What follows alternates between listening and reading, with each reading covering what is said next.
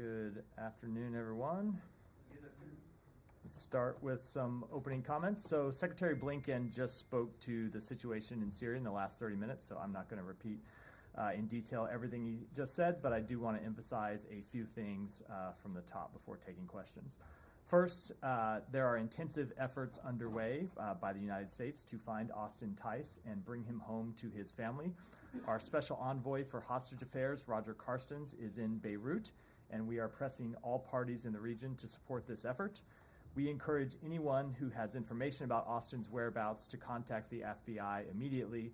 They have made clear that they will provide a reward to information that leads to being able to return him home. As Secretary Blinken has said directly to Austin's family, including in the past few days, we will not rest until he is returned home safely to his loved ones. Second, the United States supports a peaceful transition of power to a representative, accountable Syrian government through an inclusive process led by the people of Syria in the spirit of UN Security Council Resolution 2254. During this transitional period, the Syrian people deserve respect for their human rights and fundamental freedoms, the resumption of key services, and the protection and participation of marginalized populations, including members of minority groups. It was the Assad regime's refusal since 2011 to engage in a credible political process, as well as its reliance on the support of unsavory partners such as Russia, Iran, and groups like Hezbollah for its brutal suppression that led inevitably to its own collapse. It is critical today that the Syrian people be the ones to define the path forward for their country. The United States is committed to working with the Syrian people as they define that path towards a brighter future. Undersecretary of State for Political Affairs John Bass and Assistant Secretary for Near Eastern Affairs Barbara Leaf are in the region now, holding consultations with key partners, and Secretary Blinken will be continuing his conversations with regional players over the coming hours and days, and we will, of course, read out all those conversations as they happen. Finally, the United States will continue to support Syria's neighbors, including Jordan, Lebanon, Iraq, and Israel, should any threats arise from within Syria during this period of transition. We will also maintain our mission against ISIS and protect our forces against any threats. And you have seen the Department of Defense carry out military strikes in support of this mission in the past 2 days. We will not allow ISIS to use this moment to regroup and relaunch terrorist attacks that threaten the interests of the United States. And with that, Matt. Okay, well, it only took 12 years, but I guess Assad's days finally were numbered, actually, right? 4,430 days since the Obama administration first trotted out that phrase. I will take your math for it. I'm a spokesman for the Biden administration. Yeah, fair enough. So, in terms of what Roger Carstens is doing in Beirut, what exactly is he doing? So I'm not going to get into the exact details of the conversations he's having, but I'll talk a little bit about what Roger's approach is, and you can probably draw some conclusions from that. So Roger's approach when it comes to returning home Americans who are unjustly detained has always been to really do everything possible to leave no stone unturned, to gather information from wherever he can and press anyone who is willing to take action to get American citizens home. And he is in Beirut to talk with people in the region, to talk with parties in the region, to collect information, and to try to find out where Austin Tice is and get him home as soon as possible. The president has emphasized that as a priority. Secretary Blinken has emphasized it as a priority, and Roger is there to carry out that important work. Okay, and where are Undersecretary Bass and Assistant Secretary and Barbara? Leaf? They are in Amman today. They were in Doha meeting with partners over the weekend, and today are in Amman.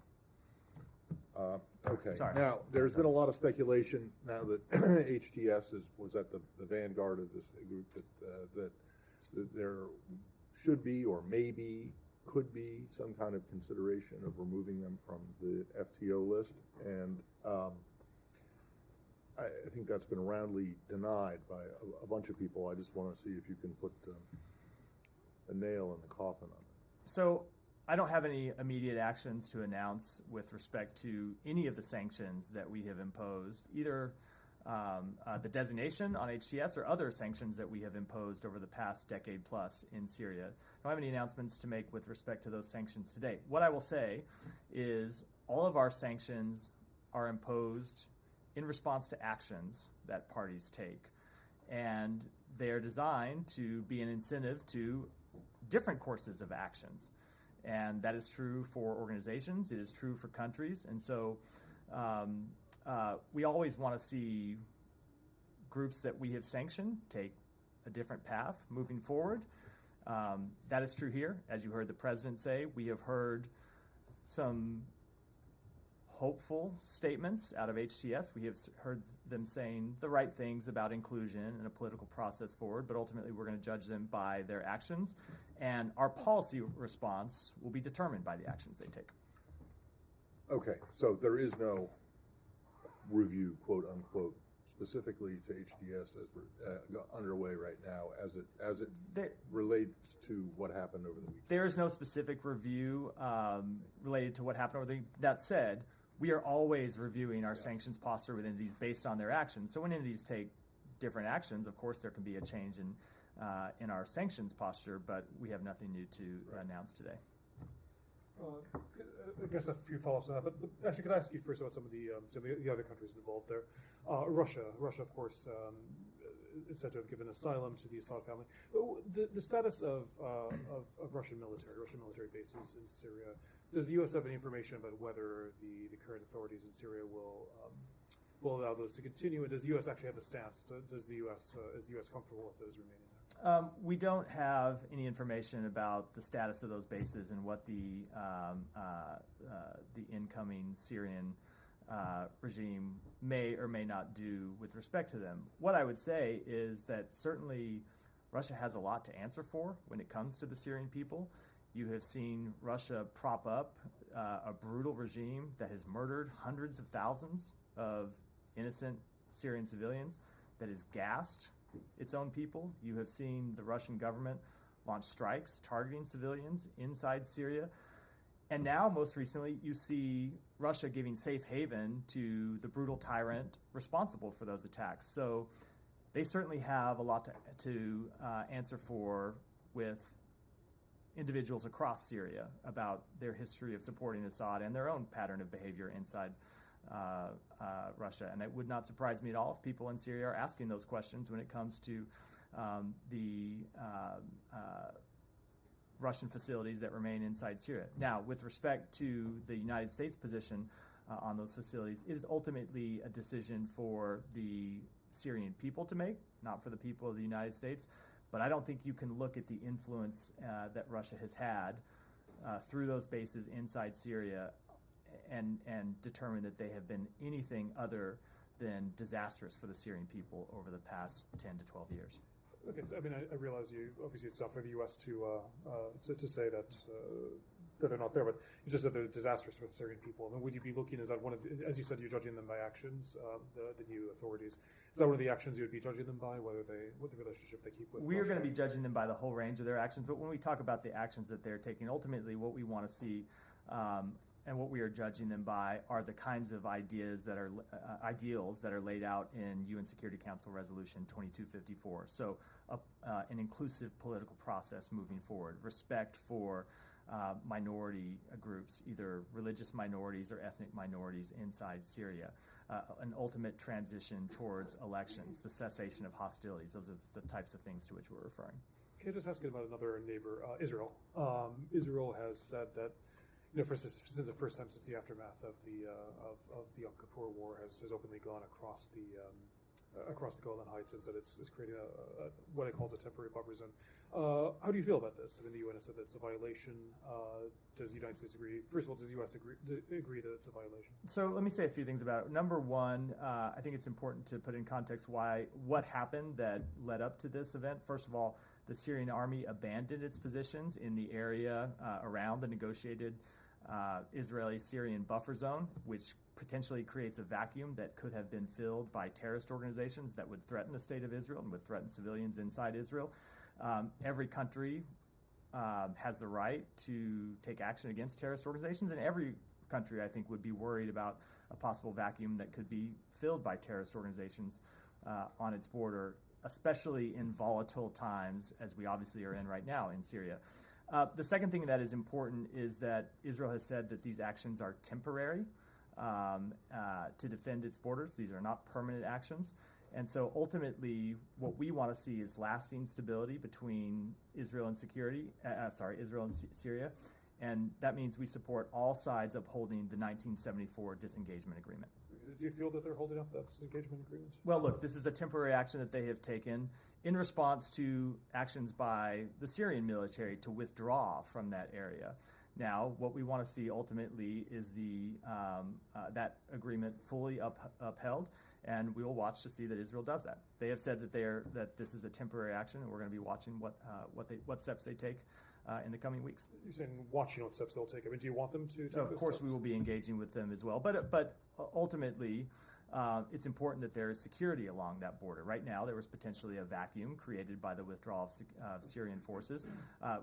We don't want to see a vacuum there either that could be filled by terrorist organizations. That's not good for, not just for Israel's security. It wouldn't be helpful potentially to the people of Syria. If you see a terrorist group move into the area that was vacated by Syrian forces, and it could lead to an outbreak of hostilities across that border, something that we don't want to see either.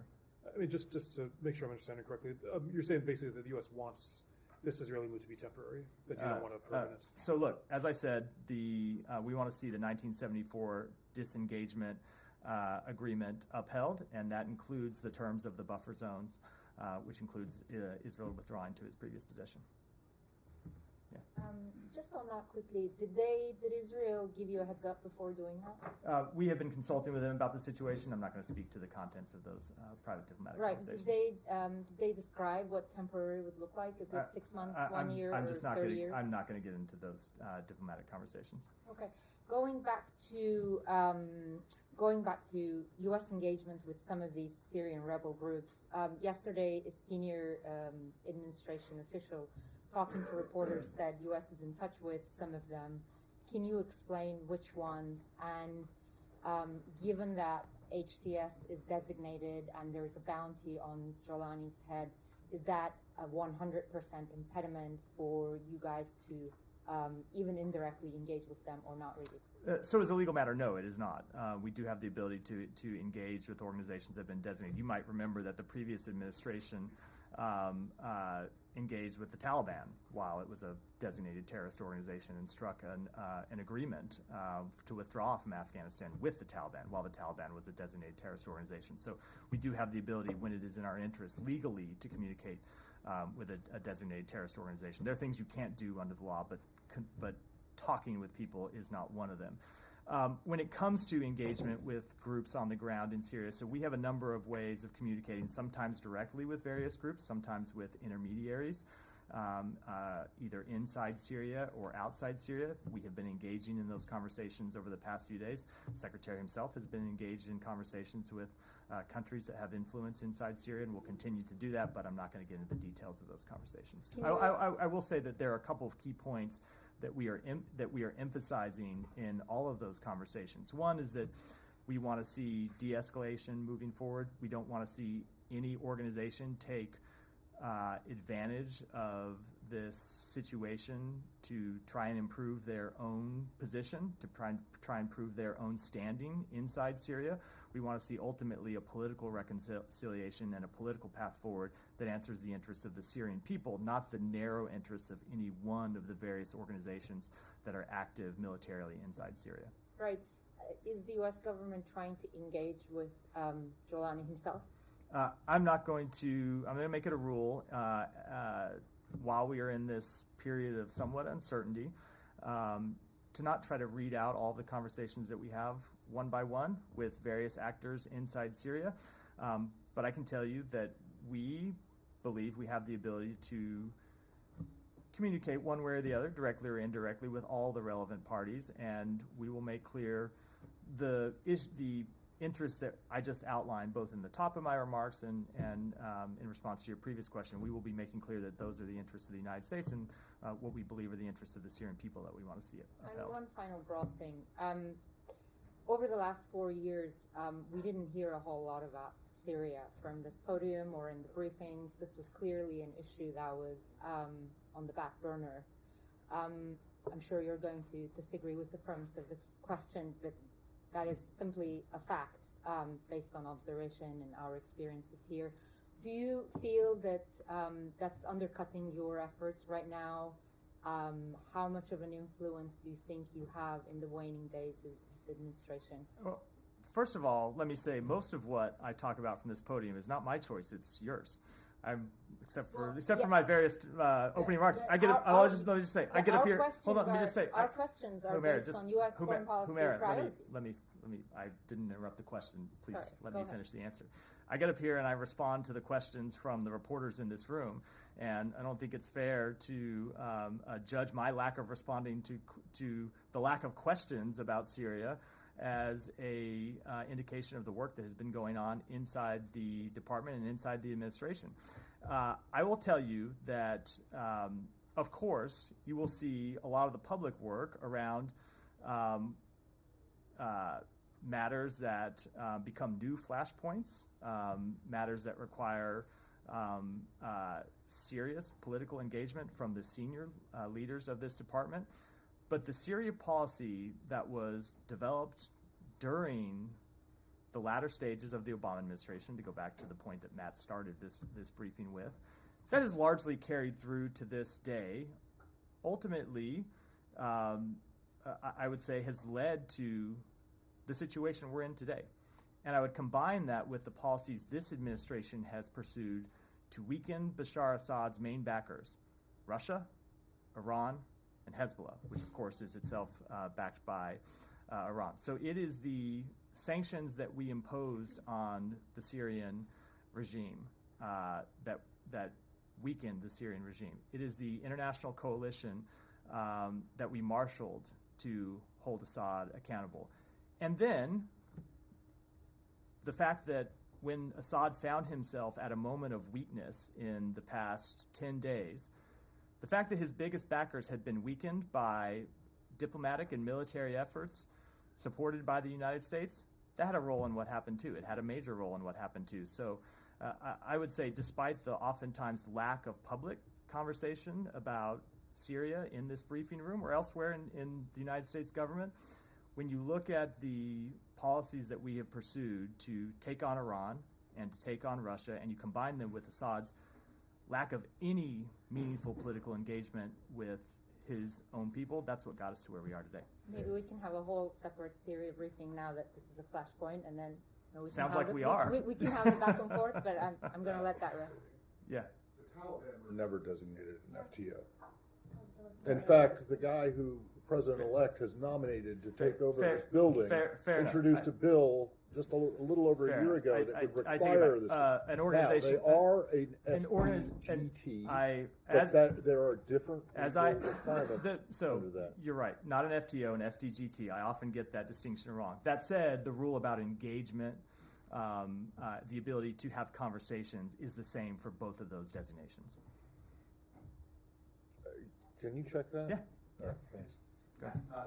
It's clear that you have the ability to engage with all these different groups, but you can't say with a bit more clarity whether you intend to or not engage directly with the person who arguably led this operation to depose of Assad? So I just don't think it's productive for me to do that today. We want to have conversations with the key groups inside Syria, either directly or indirectly. It's obvious that HTS is one of them. We want to make clear to them the same points that you have heard the president make publicly. We also want to engage with any organization that might have information about the whereabouts of Austin Tice, so we can try and bring Austin home. But I'm just not going to get into the details of those conversations publicly. Now, I wanted to follow up on Tice. Why wouldn't Carstens go to Beirut now that the border's wide open, people are flowing in? It would seem that he could go right to the source and engage with people who are... Sorry, what did I say? I think you meant Syria, Beirut. Go right in. He's in Beirut. We all misspeak sometimes. Why wouldn't he go across the border into Damascus? I'm not going to talk about what travels Roger may or may not make in the coming days. He's in Beirut today. He's working to get Austin Tice out, and I'll leave it at that for today. Has there been, he went in 2020, and he met with the Syrians, and from what we understand, there was no proof of life offered. Can you say whether or not there has been any kind of proof of life since that 2012 video that was believed to have been manufactured? So I think where I'll leave it, where it's appropriate for me to leave it, and I should back up and say that this is a matter that we discussed directly with Austin's family. Secretary talked to Austin's family on Friday.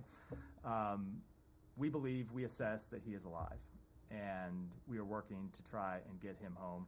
And I think the details that lead us to that conclusion, I think I ought to not speak to publicly. And just last thing, they did say on Friday that they have a new source. They have new information that he's alive and being treated well. Is there anything new as far as you understand it? I'm just going to leave it with my previous answer, which is we have reason to believe that he is alive. We are working to bring him home. And when it comes to the details that lead us to believe that, we ought to keep those discussions private with his family, not air them publicly here, I think. Thank you, Matt. You talked about Austin Tice. Are there any circumstances in which the U.S. would send a team in, regardless of American detainees, to assist with helping any of the prisoners come out of Assad's prisons? There's lots of reports about how they're not able to access a lot of the cells in some of these prisons, that some of these prisons' locations are secret. Is there a scenario where the U.S. could help with that at all? I just don't want to get into hypotheticals. Obviously, we want to see those who have been unjustly detained, not just Austin Tice, but Syrians who have been unjustly detained for their political views. It is important that they be released, but I don't want to get into hypotheticals about what, if any, assistance the U.S. might offer at this stage. And one on Israel, there's been reports that they've been striking suspected chemical weapon sites within Syria. What's the U.S. stance on that? Look, we believe it is important that the chemical weapons stockpiles that we know the Assad regime was maintaining be locked down and that they be destroyed. And we will continue to work with our partners in the region to that effect, and we will continue to make clear to the incoming government, the incoming regime, that is important. Now, look, we have seen the public statements from HTS that they do not want to use chemical weapons. They have no interest in using chemical weapons. That's a productive statement, but we want to see those chemical weapon stockpiles secured, and we want to see them ultimately destroyed.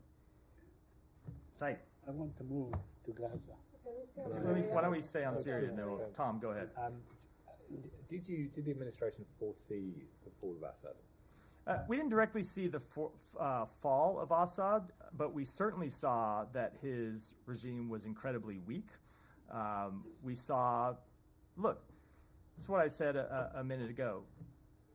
We have been very clear going back to 2014 that the path forward was through the implementation of UN Security Council Resolution 2254. And the most relevant portion of that Security Council resolution for this question is for Assad to do something to engage with his own public, his own people, about a political path forward. And we saw him do nothing.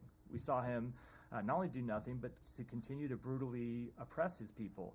And so when you have a dictator who engages in that type of behavior, their regime is going to be weak. It's going to be brittle. And that's true not just for Assad, it is true for other authoritarian regimes around the world.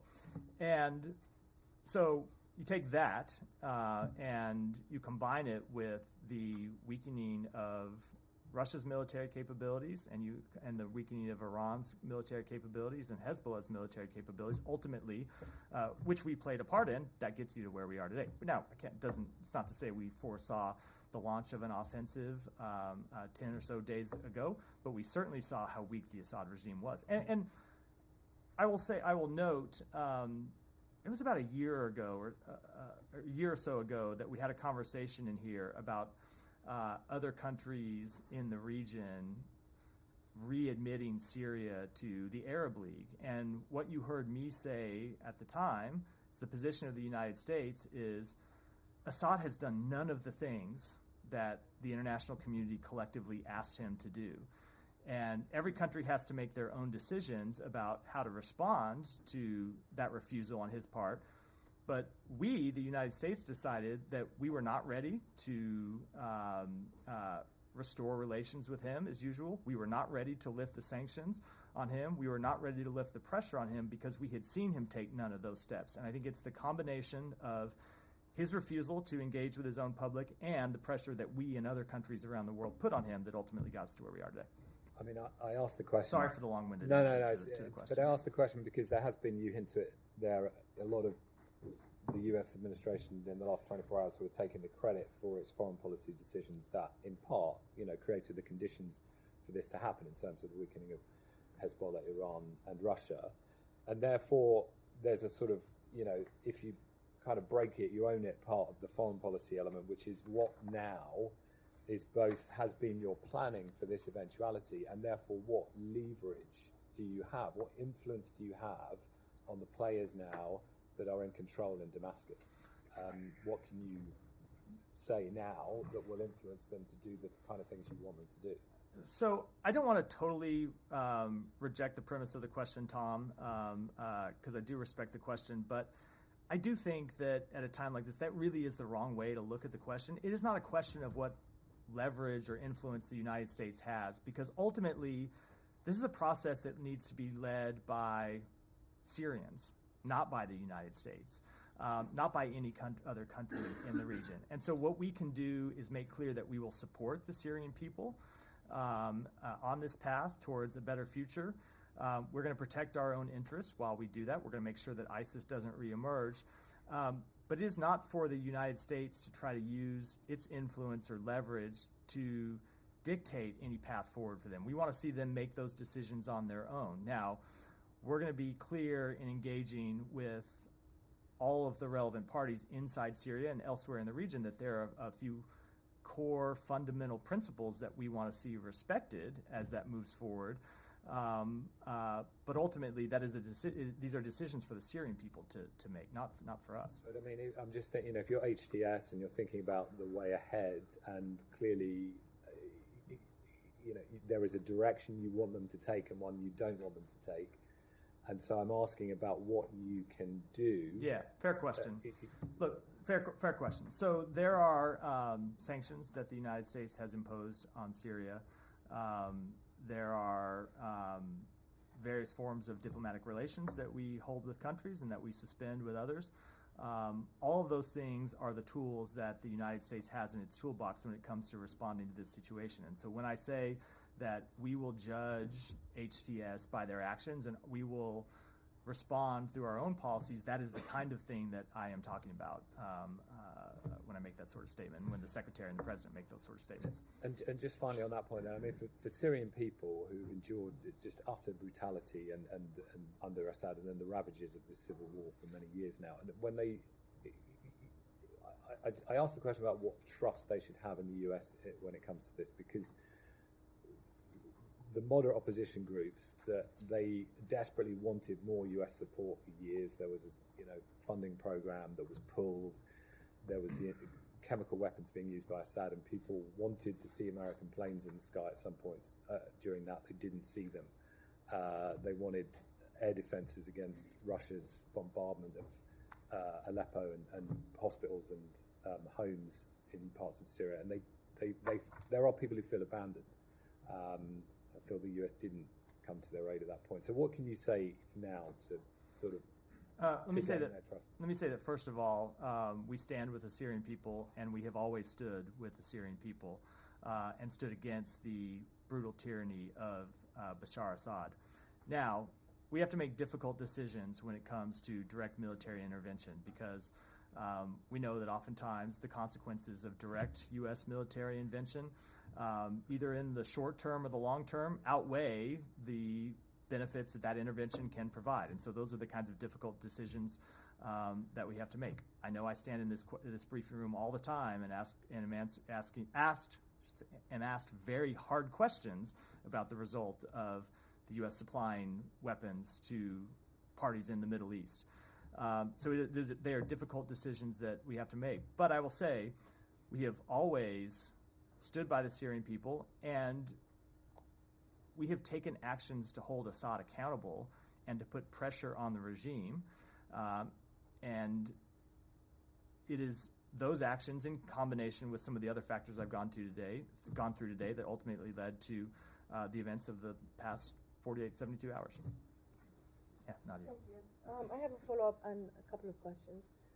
Is this a time frame that you want to give Hayat Tahrir Sham to assess their behavior?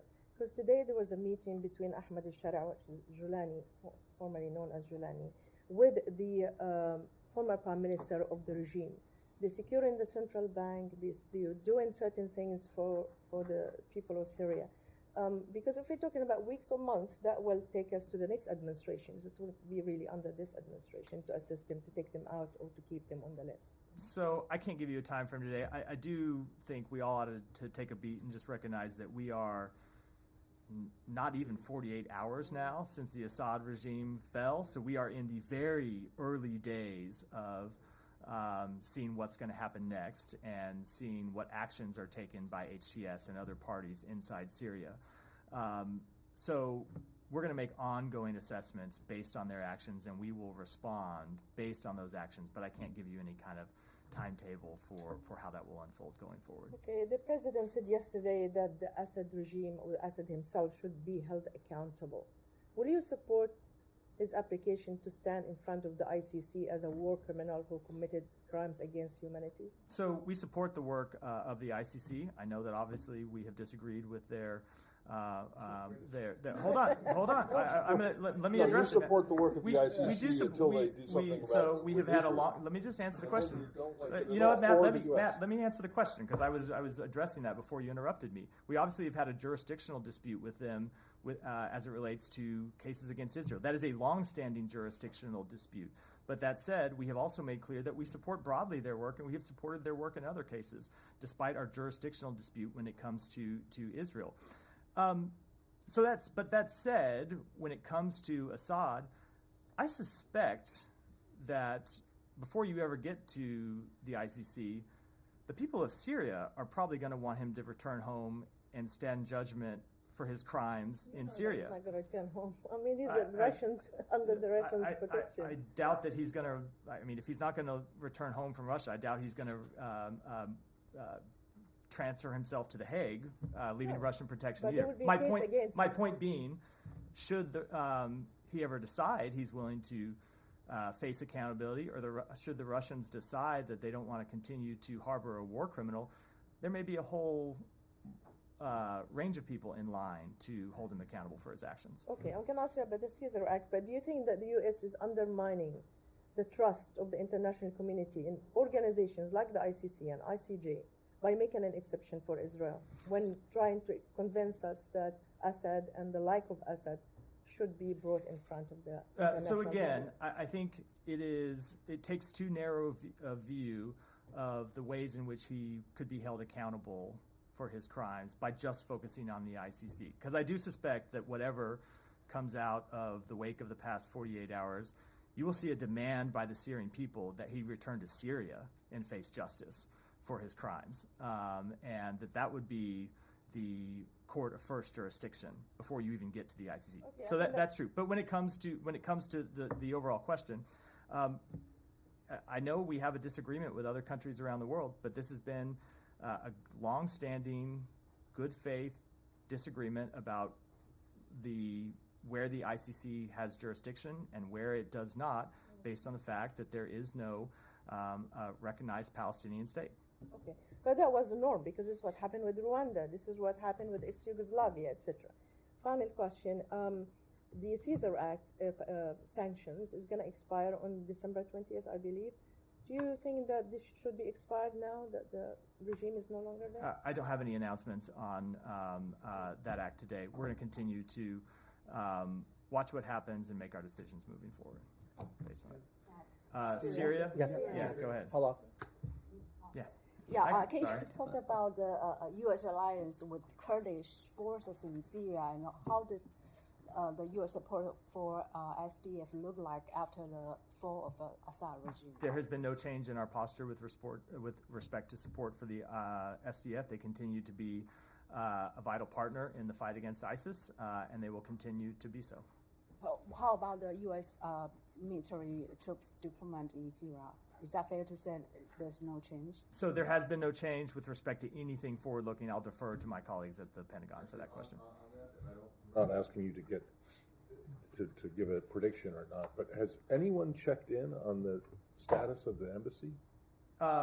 Are the checks Oh, yeah. still your protecting power? So- It's been a long time since we talked about So this. the checks still there? so a couple things with respect to that question. The checks are, or maybe were still our protecting power, but the checks have left their embassy in Damascus.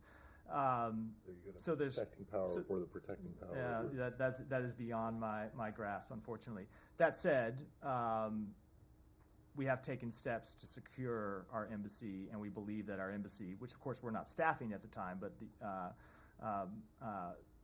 that our embassy is still secure. Well, what steps? I don't think I should. It's a security matter, so I don't think I should get into it from here. But obviously, Are there U.S. there are no U.S. personnel. There are no U.S. forces there. But we are at times able to engage with local parties to maintain the security of our embassy, make sure that it is not breached, and we have taken those steps. Right. Michelle. On Syria, on Manbij, how do you view the fights between SDF and SNA, and are you coordinating between the SDF and Turkey to escort SDF militants from Manbij? So our stance on this with all of the relevant parties has been clear that we don't want to see an escalation.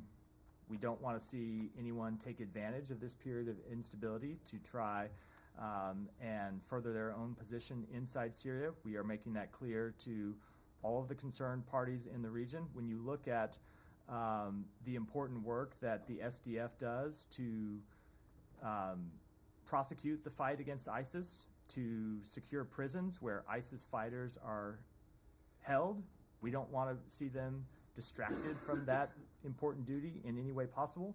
So we'll continue to make that clear to the relevant parties in the region. But the SDF militants are besieged in Manbij. Are you working on this to escort them, to take them out, or? I don't have anything to announce from here beyond what I just said about the But, situation. another one too. Were the HTS able to control whole Syria in 7 days without any international support, in your view, and who was or who supported them? Well, the United States wasn't supporting them, and I think I'll let other countries speak for themselves. And finally, on Iran, to what extent are you concerned that Iran, after losing Hamas, Hezbollah, and Syria, will move forward to get the nuclear bomb? So look, that is obviously an issue that we have been concerned about for some time, and something that we have been watching for some time, and something that we coordinate with our allies and partners. And without making an assessment, I will just repeat what we have always made clear, which is that President Biden will not allow Iran to obtain a nuclear weapon, period, full stop. Thank you. Yeah. But on Russia angle of this topic, legality of granting political asylum to al-Assad, is it legal? Does he have a case here, do you think? And if when it comes to holding al-Assad accountable, if Russia refuses to hand him over, does it make Russia complicit? So I think Russia is already complicit in Assad's crimes against the Syrian people. I don't think you need any further actions by Russia to prove their complicity. And then with respect to the question of international law, I'm just not qualified to opine on that. And back to Tom's question, he mentioned that you guys are taking credit for your foreign policy decisions on this. Ukraine angle, both President and Secretary mentioned that Ukraine fighting back Russia, weakened Russia, and that did actually contribute to this victory. Does that further signify support for Ukraine in months, days, years ahead? So I can't speak for years ahead. Obviously, I'm the spokesperson for an administration that will be in office for a little over 1 month. I can tell you that as long as President Biden is in office, we will continue to support Ukraine. And I would point to the broad support for Ukraine in the United States Congress and among the American public. But of course, I can't speak to decisions that the next administration will make. Saeed, finally. I move on to Gaza. But first, I wanted to... the rest of them might get angry again, but it's fine with me. Yeah, I want to ask you very quickly on Syria regarding Giuliani. Is the bounty on his head still operative? If somebody were to turn him today, we would collect millions of dollars? I would have to take that back. Okay, then we move on to Gaza. It's just a factual question I don't know the answer to. Okay. All right, I'll move on to Gaza. UNRWA just issued a situation report number 150, that really draws a very abysmal situation. It happened, it is updated between November 26th and the 3rd of December. And I was wondering, what is the aid situation? I mean, since the 12th of November, when the United States said that Israel was allowing some aid in, can you update us in figures and terms and so on? What is happening with aid to Gaza? With respect to actual figures, I'll have to go back and take that back and get you, but I can speak to the broad pattern. So we did, after the Secretary and Secretary Austin sent that letter, we did see Israel take a number of steps. Now, the actual delivery of aid inside Gaza continues to be incredibly challenging because of the security situation there. The primary impediment continues to be the looting of convoys that try to deliver the aid that makes it to Gaza, actually to that last mile, so it can be distributed to people. And it continues to be something that we work on with our United Nations partners and with the government of Israel. So can you update us on what effort have you taken to ensure that whatever level you want to see going into Gaza, what measures have you taken in the last week, the last 2 weeks, the last 3 weeks? So I can tell you that Secretary Blinken met with the foreign minister of Israel in Malta on Thursday of last week and made very clear to him that though Israel has taken important steps to improve the humanitarian situation, they continue to need to do more. We want to see more provision of aid to the Palestinian people, and we want to see that aid get distributed everywhere inside Gaza. Mm-hmm. Let me ask you a couple more questions.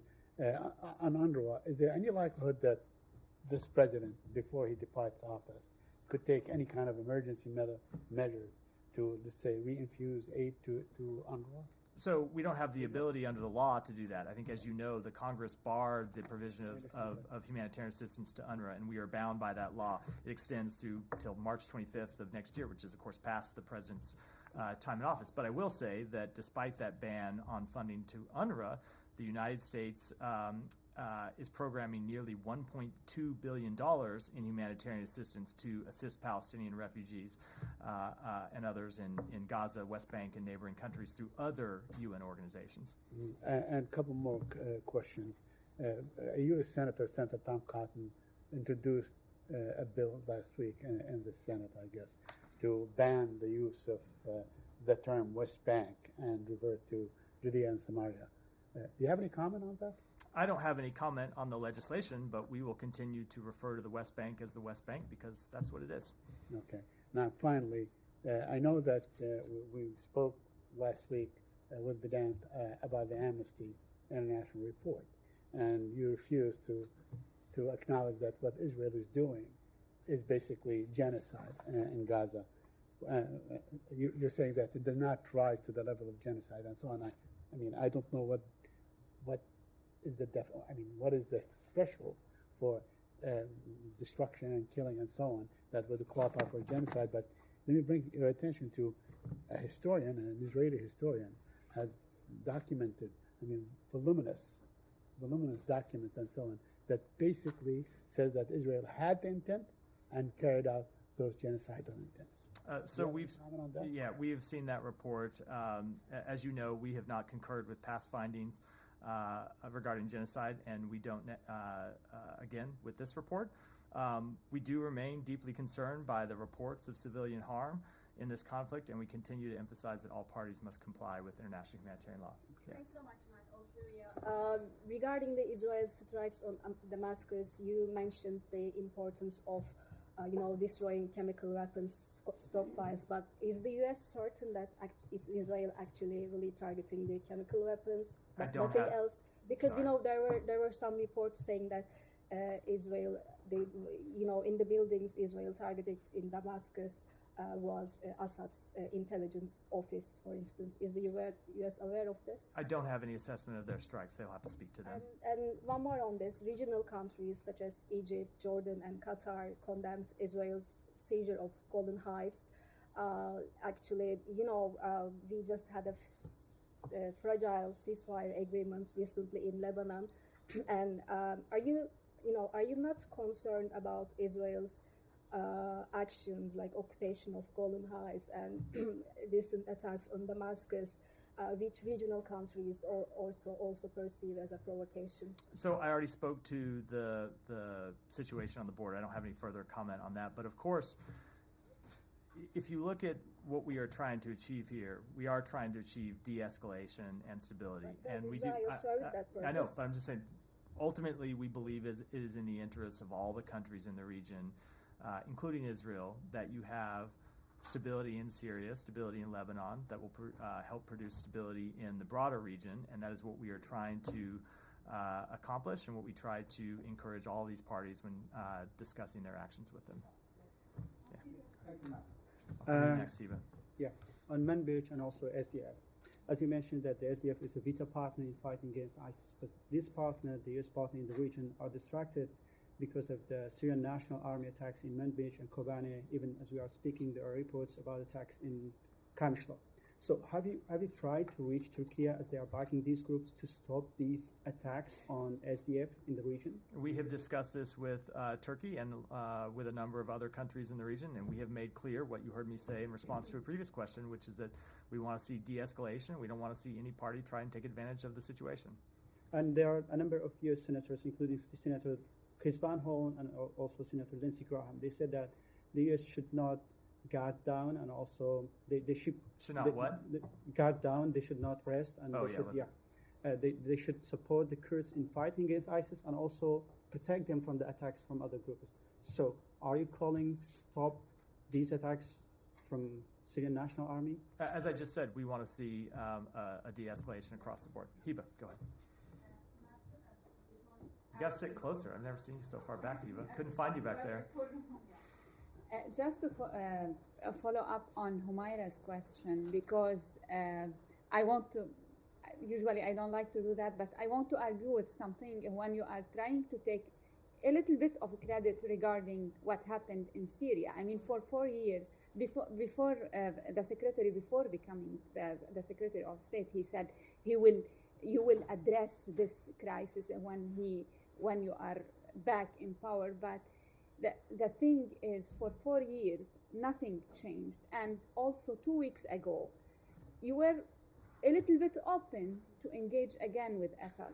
We know that there was negotiations. Some regional partners reached out to you to maybe ease the sanctions. Nothing led to that, but when you say that your policies led to this moment, is it accurate, Matt? First of all, it a little bit puts words in my mouth to say that's what I claimed. I said our policies in combination with decisions by Assad himself not to engage in the political process that was outlined in United Nations Security Council Resolution 2254. That's the primary driver of all of this, is the dissatisfaction of the Syrian public, which is driven by Assad's actions. But that said, absolutely, the international pressure that the United States put on Assad, and critically, the weakening of his biggest backers, which we were the primary, in many cases, force behind, also had an impact. So yes, of course, it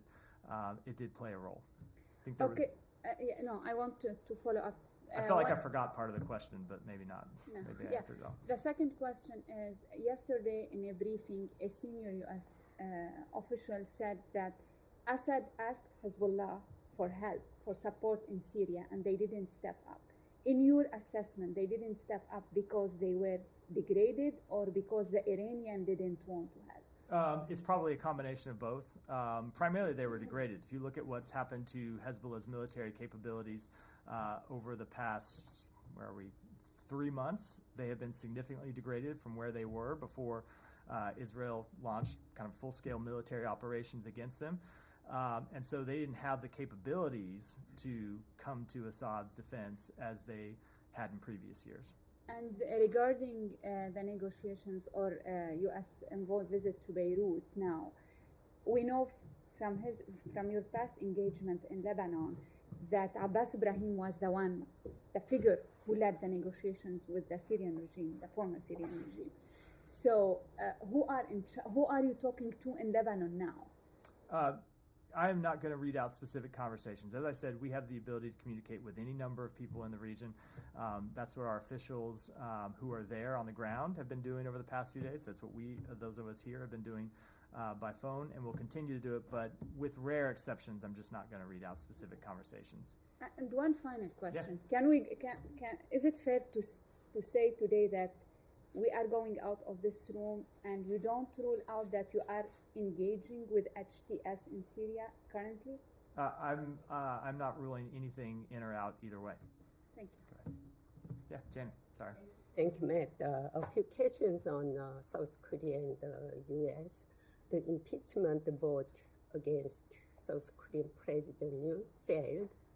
As an ally, how does the United States view the state of confusion caused by the constant impeachment and the abuse of certain political parties in South Korea? So I'm certainly not going to comment on political parties inside South Korea. What we want to see and what we have been pleased to see over the past few days is the democratic resilience of the Republic of Korea during a period of testing and uncertainty. And what we expect going forward is that political disagreements continue to be resolved peacefully and in accordance with the rule of law. Will this chaotic situation in South Korea affect official meeting or event between U.S. and South Korea? The alliance between the United States and the Republic of Korea remains ironclad. We are committed to the peace and security of the Korean Peninsula, and we will continue to be. Last, the high-level consultation meeting between the U.S., South Korea, and Japan held in Tokyo for resolving the North Korean nuclear issue. Do you have anything, or also, and the U.S.-South Korea nuclear consultative group meeting was canceled? Will it be held again before Biden administration leaves? I don't have anything to say with regards to the rescheduling of that meeting. I can tell you that when it comes to the trilateral meetings between our three countries, something that we thought was important to establish, Assistant Secretary Critton Brink is in Tokyo now, either is in there now or will be there tomorrow, to hold meetings with his counterparts from the Republic of Korea and Japan. We believe the strengthening of that trilateral alliance has been an important engagement under this administration, and we will continue to pursue it during our final days in office. Thank you. Thanks, Matt. So just overall, what is the current U.S. view of HTS? Is Syria now a terrorist state? HTS continues to be a designated terrorist organization by the United States, but as the President said, we're going to judge them by their actions moving forward. But is Syria a terrorist state now? Syria is very much a state in a period of transition right now, and I think it would behoove all of us not to be hasty in pronouncing judgments during an unstable time. And do we have any updates on the undersea cables that were cut? I do not. And then has the administration urged the Ukrainian government to expand its military draft pool? So we have had conversations with the government of Ukraine about the security situation it faces in the east. You heard the Secretary speak to this somewhat when we were in Brussels last week. Ultimately, the decisions about the composition of its military force, those are decisions that the Ukrainians have to make for themselves. What we have made clear is that if they produce additional forces to join the fight, we and our allies will be ready to equip those forces and train those forces to enter battle. Thank you. The question on Korea in the back. Oh, yeah. Go ahead. So U.S. has continuously expressed support and solidarity with Korean people, not specifically the RK government. So do you have any message for the Korean public who, despite impeachment votes being blocked by boycott of ruling party, are keep calling for President Yoon's immediate departure to uphold democracy and rule of law?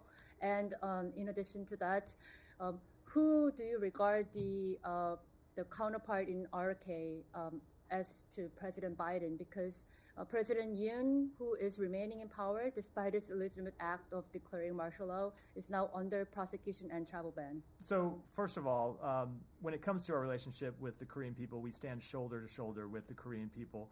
And that is, of course, most true in times of testing and uncertainty, as we have seen over the past week. But what we believe is important, and what we have seen over that past week, is the democratic resilience of Korea, democratic resilience that was hard-won over a period of several decades. So we will keep lines of communication open with all relevant parties in the Republic of Korea. The legal process and the political process should play out there consistent with the rule of law. President Yoon is the president of Korea. and the political process in Korea will play out as it should under Korea's laws and Korea's constitution. But we can assume that President Biden will probably not directly engage President Yoon because of the political I don't have volatility. any engagements by the president to announce. I never do that from here anyway. It's a matter for the White House to do. Why don't we go there, and then we'll wrap for today. Matthew, good afternoon. Christians in Syria, other religious minorities there, with HTS now in control, how will their religious freedom be monitored by the U.S.? Well, this goes to exactly what I was speaking of when I said we're going to judge HTS by its actions, as we will judge every group inside Syria by their actions. And one of the foremost things that we want to see protected in Syria are the rights of religious and ethnic minorities. If I may ask another, the head of the Latin Church in Syria, the apostolic vicar there in Aleppo, is calling for the lifting of economic sanctions on Syria, saying, quote, they have devastated ordinary people, end quote. Your reaction? So I spoke to sanctions a number of times over the briefing. I don't have anything new to say on it. And on a separate subject, on the solemnity of the Immaculate Conception yesterday, Pope Francis urging for a ceasefire on all war fronts across the globe by Christmas. Does the State Department support that urging? So there are a number of conflicts where we are trying to get a ceasefire, of course, the conflict in Gaza, the conflict of Sudan. But when you look at, say, for example, the war between Russia and Ukraine, that's ultimately a decision for Ukraine to make. I think when you, like if you look at, Ukraine has the right to defend itself. I don't think you're going to see Russia heed the Pope's calls and unilaterally disarm. So as long as Ukraine is under attack, we'll continue to support their right to defend themselves. But of course, speaking broadly, of course we want to see the end to conflicts. So we want to see conflicts resolved. That doesn't mean in every case an immediate ceasefire.